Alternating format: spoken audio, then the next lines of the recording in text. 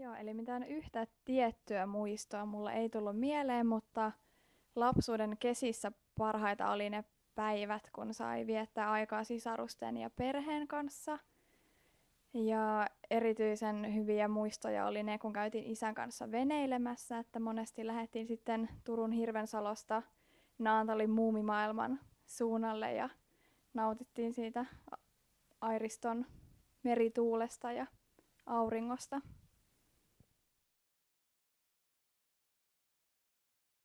Mulle tärkein lahja on eräs taulu, jonka mä oon saanut joskus mun mummilta. Ja tämä taulu sisältää semmoisen pienen elämän viisauden, joka kuuluu suurin piirtein niin, että jokainen askel elämässä on tärkeä, koska kaikista niistä jää oma jälkensä. Ja mulla on tämä taulu mun eteisessä ja se siinä sitten päivittäin muistuttaa mua siitä, miten tätä elämää olisi hyvä elää.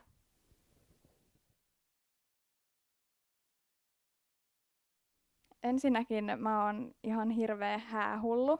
Mä rakastan tosi paljon hääpukuja, tieroja ja niitä timanttisormuksia ja haluan joskus itse isot upeat häät. Mä oon suunnitellut niitä jo varmaan päiväkodista asti ja piirrellyt siellä hääpukuja. Ja toiseksi sitten semmonen juttu tuli mieleen, että mä oon yhtenä päivänä ollut avustamassa Kuparin jalostamolla.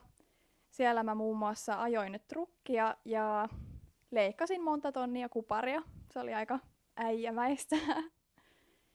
Ja kolmanneksi sitten tuli semmonen juttu mieleen, että mulla on tosiaan semmonen ihana valkoinen persialaiskissa kotona. Ja se aina, kun mä menen suihkuun, haluaa välttämättä tulla mukaan sinne.